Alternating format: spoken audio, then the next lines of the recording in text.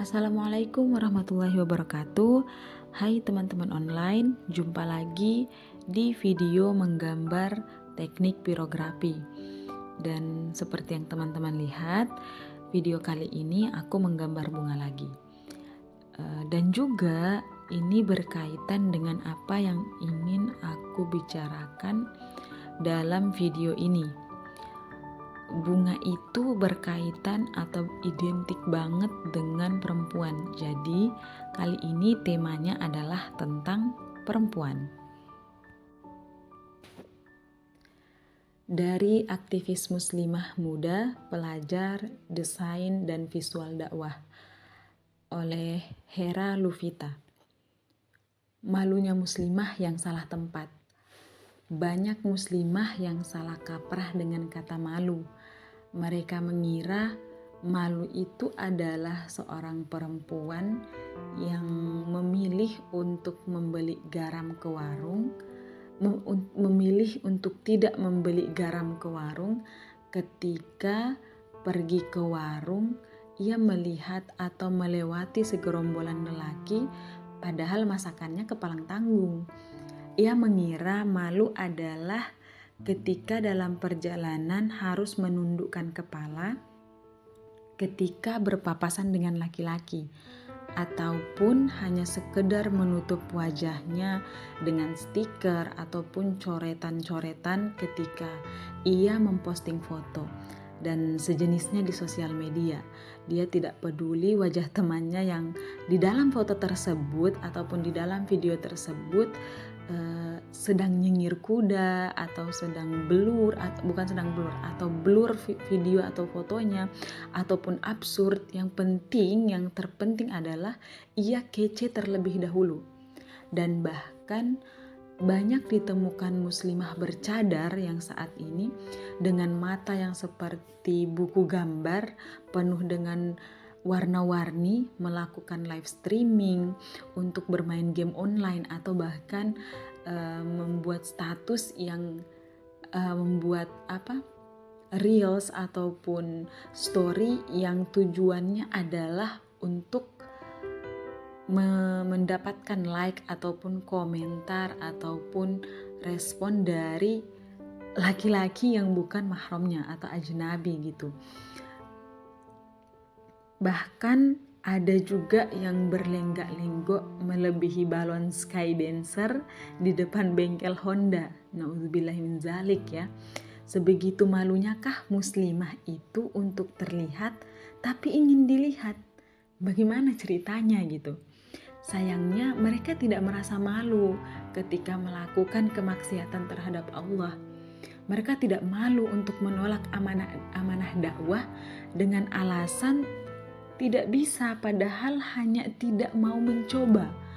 Mereka tidak malu untuk memperlihatkan lawan jenis mereka tidak malu untuk memperhatikan lawan jenis ketika sedang sendirian, menjadi stalker, mencari informasi tentang si lawan jenisnya itu yang lagi dikagum-kaguminya itu, berani untuk ngechat, sekedar mengajak ngobrol, padahal tidak ada unsur syar'i untuk berhalwat di dalamnya, ataupun hanya sekedar tanya kabar atau gak penting percakapan yang udah makan, udah sholat atau belum. Padahal kalau misalkan kita mau lihat, gak perlu diingatkan, gak perlu ditanya. Kalau seseorang itu lapar ya tinggal makan gitu.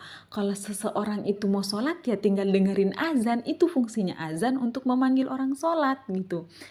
Tetapi ya itu dia, tanpa ada unsur syar'i, sembunyi-sembunyi kecettingan, berhalwat di dalam media gitu kan.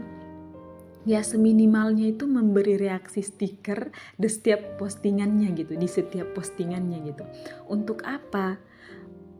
Postingannya baguskah? Yakin gitu kan? No, bukan suuzon ya. Ini hanya mengingatkan diri sendiri juga agar kita selalu hati-hati dan selalu menjaga, apalagi kita adalah seorang muslimah yang notabene ialah perempuan yang sangat didominasi oleh perasaan. Dan parahnya, jelas kita temukan muslimah berhahaha dengan laki-laki yang jelas-jelas itu adalah ajnabi baginya.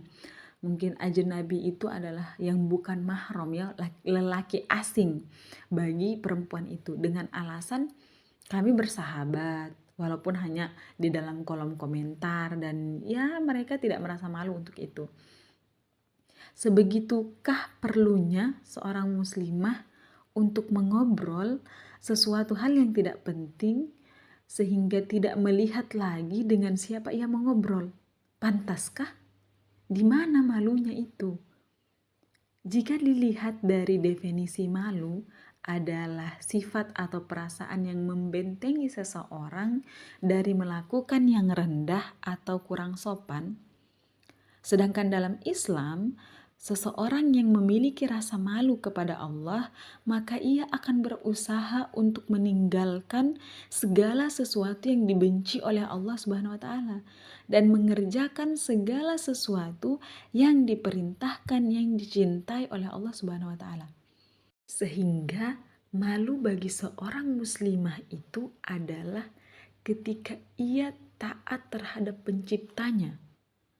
Apapun alasannya, teman komunitas dakwah, teman alumni sekolah, sahabat dari cabang baik kah, komunitas sholawatan kah, dan sebagainya, tetap saja tidak ada alasan untuk berikhtilat, apalagi berhalwat, membicarakan sesuatu hal yang melanggar hukum syar'i, melanggar hukum syarak, atau pembicaraannya itu di luar konteks syarak gitu.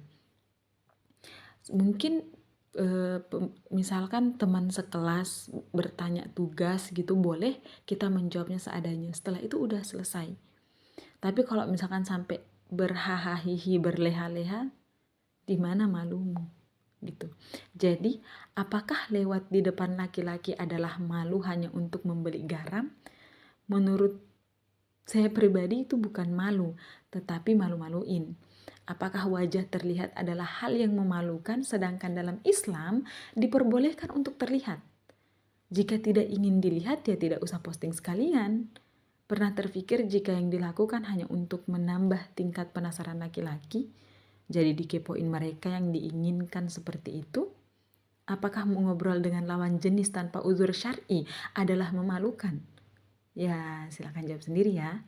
Malu itu memang sifat fitrah yang ada pada setiap manusia, yang bisa menjadikan manusia itu mendapatkan pahala karenanya. Bisa juga mendapatkan dosa. Tergantung di mana ia diletakkan malu tersebut.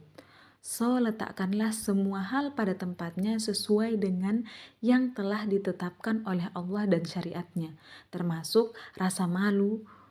Kita sebagai seorang muslimah tinggal diikuti semua hukum yang Allah izinkan, yang Allah ingin, hukum Allah yang itu jika ingin hukum Allah yang jika kita menerapkan itu, kita adalah termasuk orang-orang yang beruntung. Tidak perlu kreatif dalam masalah hukum, tapi kreatiflah dalam menyampaikan hukum tersebut. So, itu adalah nasihat untuk diri saya sendiri. Mari kita sebagai perempuan banyak-banyak lagi belajar tentang bagaimana menempatkan posisi perempuan itu di ranah dan tempat yang